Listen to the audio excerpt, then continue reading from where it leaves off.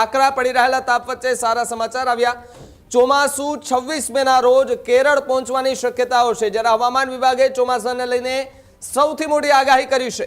નિર્ધારિત સમય કરતાં 5 દિવસ વહેલું ચોમાસું આવવાની શક્યતા છે, જ્યારે સામાન્ય રીતે 1 જૂને કેરળમાં ચોમાસું જે છે તે પ્રવેશ કરતું હોય છે।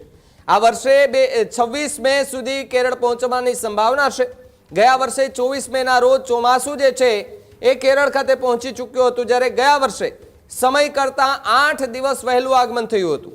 ચોમાસાની વહેલી એન્ટ્રી થતાની સાથે જ ખેડૂતોમાં પણ જે છે તે ક્યાંક સારા એવી આશા જે છે તે સારી જાગી છે કે પાક જો સારો થશે અને સમયસર વરસાદ પડશે તો સારો એવો ભાવ ખેડૂતોને પોષણક્ષમ ભાવ જે છે તે મળવાપાત્ર બનશે।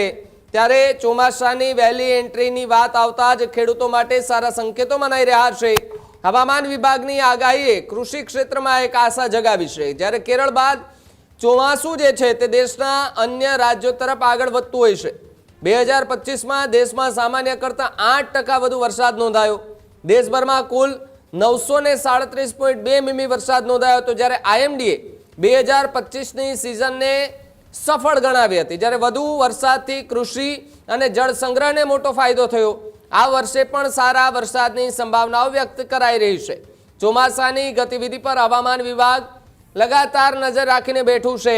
ખેડૂતોમાં વાવણીને લઈને તૈયારીઓ જે છે તે પણ શરૂ થઈ ચૂકી છે। જ્યારે ગરમી વચ્ચે ચોમાસાની આગાહીથી લોકોને રાહતની આશા પણ મળી રહી છે। જ્યારે દેશના અનેક વિસ્તારોમાં હવે વરસાદી માહોલ સર્જાય તેવી શક્યતાઓ પૂરેપૂરી જોવા મળી રહી છે। હજુ સુધી તમે અમારી ચેનલને સબસ્ક્રાઇબ નથી કરી તો અત્યારે જ ન્યૂઝરૂમ ગુજરાતને સબસ્ક્રાઇબ કરો, ફેસબુક અને ઇન્સ્ટાગ્રામ પર ફોલો કરો।